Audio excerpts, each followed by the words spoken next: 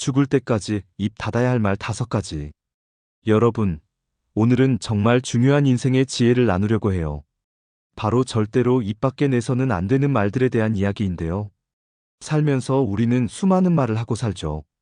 기쁠 때도, 화날 때도, 실망할 때도 말로 감정을 표현하고 소통하며 살아가요. 하지만 그 중에는 한 번 내뱉으면 되돌릴 수 없는 정말 치명적인 결과를 가져올 수 있는 말들이 있어요. 말은 한 번 뱉으면 주워 담을 수 없다는 속담이 있잖아요. 특히 오늘 말씀드릴 5가지는 정말로 평생 가슴속에만 묻어두어야 할 말들이에요. 이런 말들을 함부로 했다가는 관계가 돌이킬 수 없을 정도로 망가지거나 평생 후회하며 살게 될 수도 있거든요. 지혜로운 사람은 말할 때와 침묵할 때를 구분할 줄 안다고 해요. 오늘 이 이야기를 통해 여러분도 그런 지혜를 얻으시길 바라겠습니다. 첫째, 다른 사람의 비밀이에요. 이건 정말 기본 중의 기본인데 의외로 많은 사람들이 실수하는 부분이에요. 친구나 가족, 동료가 여러분을 믿고 털어놓은 개인적인 이야기들이 있을 거예요. 연애 상대의 이야기, 가족 간의 갈등, 경제적인 어려움, 건강상의 문제. 이런 것들은 그 사람이 여러분을 신뢰하기 때문에 말해준 거예요. 그런데 이런 비밀들을 다른 사람에게 말하는 순간 모든 신뢰가 무너져요. 나만 알고 있어야 하는데 라고 생각하면서도 입이 근질근질할 때가 있죠. 특히 정말 흥미진진한 이야기일수록 더 그래요. 하지만 한번 생각해 보세요. 만약 여러분이 털어놓은 비밀을 다른 사람이 함부로 말하고 다닌다면 어떤 기분일까요? 배신감과 분노가 밀려올 거예요. 제가 아는 분은 절친한 친구에게 자신의 사업 실패 이야기를 털어놨는데 그 친구가 다른 사람들에게 말했다는 걸 알고 정말 충격받으셨어요. 20년 우정이 하루아침에 끝났다고 하시더라고요. 비밀을 지키는 것은 단순히 입을 다무는 것이 아니에요. 그 사람의 인격과 존재를 존중하는 거예요. 누군가의 비밀을 알게 되었다는 것은 그만큼 신뢰받고 있다는 뜻이니까 그 신뢰를 소중히 여겨야 해요. 특히 요즘같이 SNS가 발달한 시대에는 더욱 조심해야 해요. 카톡이나 페이스북에 무심코 올린 글 하나가 돌이킬 수 없는 결과를 가져올 수 있거든요.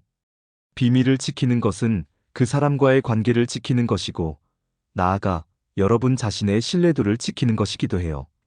둘째, 상대방의 신체적 결함이나 약점을 지적하는 말이에요. 이건 정말 절대로 어떤 상황에서도 해서는 안 되는 말이에요. 사람은 누구나 자신의 외모나 신체에 대해 콤플렉스를 갖고 있어요. 키, 몸무게, 피부, 얼굴형. 남들이 보기에는 별거 아닌 것 같아도 본인에게는 정말 큰 스트레스인 경우가 많거든요. 그런데 누군가 그 부분을 지적하면서 너 요즘 살 많이 쪘다. 키가 작아서 불편하겠네. 피부가 안 좋네. 이런 말을 하면 정말 큰 상처가 돼요. 특히 가까운 사람이 이런 말을 하면 더욱 아파요. 화가 났을 때나 싸울 때 상대방의 약점을 공격하고 싶은 마음이 들 수도 있어요. 하지만 그런 말 한마디가 그 사람에게는 평생의 트라우마가 될 수 있어요. 제가 상담했던 분 중에 학창시절 친구가 너는 얼굴이 못생겨서 연애 못할 거야 라고 한 말 때문에 30대가 된 지금까지도 연애에 자신이 없다는 분이 계셨어요. 그 한마디가 그 사람의 인생에 그렇게 큰 영향을 미친 거예요. 사람의 외모나 신체는 본인이 선택할 수 없는 부분이 많아요. 그런 부분을 지적하는 것은 그 사람의 존재 자체를 부정하는 것과 같아요. 만약 정말 건강이 걱정되어서 말하고 싶다면 방법을 바꿔보세요. 살이 좀 쪄 보여가 아니라 요즘 건강관리는 어떻게 해? 라고 물어보는 거죠. 관심과 걱정의 표현이지 비판이나 지적이 아니라는 걸 보여주는 거예요. 셋째, 과거의 실수나 상처를 들춰내는 말이에요. 모든 사람에게는 지우고 싶은 과거가 있어요. 연애에서의 실수, 직장에서의 실패, 가족과의 갈등. 이런 일들은 이미 지나간 일이고 그 사람도 나름대로 극복하려고 노력하고 있을 거예요. 그런데 누군가 그런 과거를 들춰내면서 그때 네가 그랬잖아. 또 예전처럼 하는 거야? 이런 말을 하면 정말 절망적이 돼요. 마치 영원히 그 과거에서 벗어날 수 없다는 느낌이 들거든요. 특히 부부나 연인 사이에서 이런 일이 많이 일어나요. 싸울 때마다 과거의 일들을 들춰내면서 공격하는 거죠. 하지만 이런 말들은 관계를 점점 더 악화시킬 뿐이에요. 과거는 이미 지나간 일이고 변경할 수 없어요. 중요한 건 현재와 미래예요. 과거의 실수를 반성하고 배운다면 그것으로 충분한 거죠. 제가 아는 부부는 결혼 초기에 남편이 실직했던 일을 부인이 싸울 때마다 들춰냈대요. 그때 네가 일자리 잃었을 때처럼 또 무책임하게 행동하는 거야. 이런 말 때문에 남편이 정말 위축되고 자신감을 잃었다고 하더라고요. 과거를 들춰내는 것은 그 사람의 성장과 변화를 인정하지 않는 거예요. 사람은 변할 수 있고 성장할 수 있다는 걸 믿어주는 것이 진정한 사랑이고 배려예요. 넷째, 비교하면서 깎아내리는 말이에요. 너는 왜 오후처럼 못해? 다른 사람들은 다 하는데 너만 그래. 이런 비교의 말들은 정말 독이 돼요. 사람은 누구나 자신만의 속도와 방식이 있어요. 같은 일을 하더라도 접근하는 방법이 다르고 결과가 나오는 시기도 다를 수 있거든요. 그런데 다른 사람과 비교하면서 평가당하면 정말 위축돼요. 특히 부모가 자녀에게, 상사가 직원에게, 선생님이 학생에게 이런 말을 하면 그 영향은 정말 커요. 자존감이 떨어지고 자신에 대한 믿음을 잃게 되거든요. 옆집 아이는 의대 갔는데 너는 뭐 하냐? 다른 팀은 성과가 좋은데 너희 팀은 왜 그래?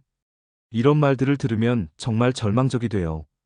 마치 자신이 열등한 존재인 것 같은 기분이 들거든요. 비교의 말 대신 격려와 응원의 말을 해보세요. 내 방식대로 해봐. 조금 더 시간을 가져도 괜찮아.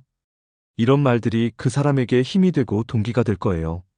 제가 상담했던 학생 중에 부모님이 항상 친구와 비교하면서 너는 왜 오이처럼 공부를 못하냐고 했던 학생이 있었어요. 그 학생은 결국 공부에 대한 흥미를 완전히 잃어버리고 우울증까지 겪게 되었어요.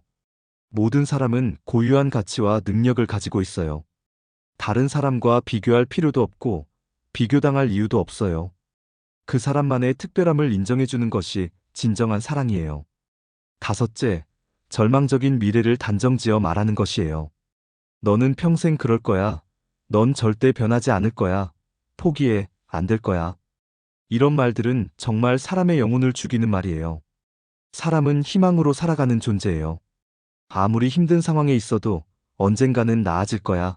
더 좋은 날이 올 거야라는 희망이 있기 때문에 버틸 수 있는 거죠.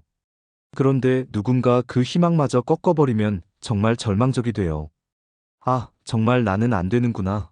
노력해봤자 소용없구나. 이런 생각에 빠지게 되거든요.